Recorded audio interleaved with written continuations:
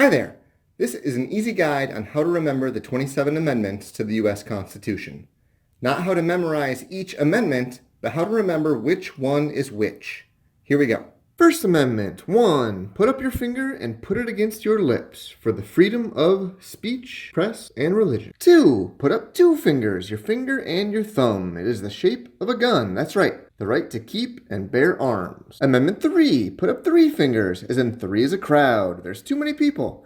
Protect me from quartering troops in my house in times of peace. 4. As in 4 walls of my house. As in stay out of the 4 walls of my house. Protect me from unreasonable search and seizure. Amendment 5. Put up 5 fingers and cover your mouth, as in don't speak. Do not incriminate yourself. Plead the 5th. Amendment 6. Number 6. Hold up 6 fingers, take your finger, point it at your wrist, as in your watch, as in you have the right to a speedy trial. Amendment 7. Lucky 7. As in you went to Vegas and got all 7s on the slot machine because you're wearing your lucky suit. The key word is suit. In suits at common law. With Amendment 8, you're not so lucky because now you got arrested and they put you in cuffs. Only your cuffs are too tight and they form an 8. They set your bail at $8 million, as in excessive fines and cruel and unusual punishment. And then there's Amendment 9, as in 9. The German Nein for no.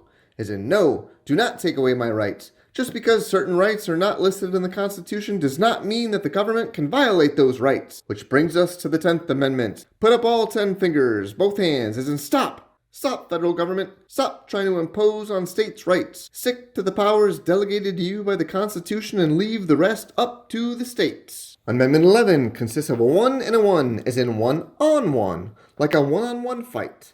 This amendment prevents you from getting in a one-on-one fight with other states. You cannot sue a state that's not your own. Amendment 12 consists of a 1 and a 2. It revised the process for how we elect number 1 and number 2 in charge of the United States. Number 1 and number 2 in charge are, you guessed it, the President and Vice President. That brings us to the 13th Amendment. 13 is the unlucky number, and there's not much more unlucky than being a slave. The 13th Amendment abolished slavery in the United States. The 14th Amendment. 14 with a 1 and a 4, as in 1 for all and all for one. It provides equal protection and due process for all. The 15th Amendment, number 15, made up of a 1 and a 5. Think of 1, 5, as in 1, 5, as in 1, a 5K race. Race is the key word here. The right to vote can't be denied based on race or color. And now for the dreaded 16th Amendment. When you turn 16, you can drive. When you can drive, you can get to work. When you work, you get taxed. And the 16th Amendment gives Congress the power to collect income taxes. Boom! Amendment 17 has a 1 and a 7. And if repositioned, they create an arrow. This arrow is for direct, as in a direct election. The 17th Amendment established direct popular voting to elect senators. Amendment 18. When you're 18, the law treats you like an adult with one little exception. It prohibits you from drinking alcohol. The 18th Amendment implemented prohibition. For the 19th Amendment, we'll draw the 1 and the 9, tilt them together, and then we have ourselves a woman. For women's suffrage, women get the right to vote with Amendment 19. And then we have the 20th Amendment. The 20th is for January 20th, which became the President's start date with the ratification of the 20th Amendment. The 21st Amendment is pretty simple. You need to be 21 to drink alcohol, and Amendment 21 allows drinking alcohol to be legal again. It repeals the 18th Amendment. So at 21, you can drink alcohol, and 21 makes alcohol legal again. Amendment 22 limits the number of times a person can be elected president to 2, or 2-2, as in number 22, 2-2.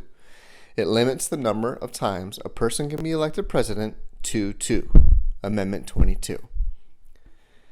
Then there's Amendment 23. Just think 23 DC, or 23 DC, a little rhyme.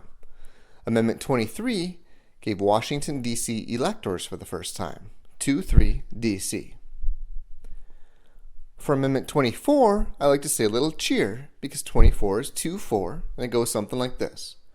2, 4, 6, 8, what do we really hate? Taxes! Taxes! Because come on, who likes to pay taxes? The 24th Amendment allows you to vote even if you don't pay your taxes. For Amendment 25, say 25 will survive. The 25th Amendment addresses the succession to the presidency. Who takes over as a president if something should happen to the current president? Which survivors are next in line if there's a death? 25 will survive. For Amendment 26, add the 2 and 6 for 8, and at 18, you get to vote. Amendment 26 allows anyone 18 or older to vote. Amendment 27 involves another rhyme. 27 pays, next election raise. 27 pays, next election raise. 27 states that laws affecting Congress's pay don't go into effect until after the next election. 27 pays, next election raise. If they give themselves a raise, it won't go into effect until after the next election. There you have it, folks. Thanks a lot for listening. If you feel like this video helped, please share it with someone else who you think it may help. Thanks a lot.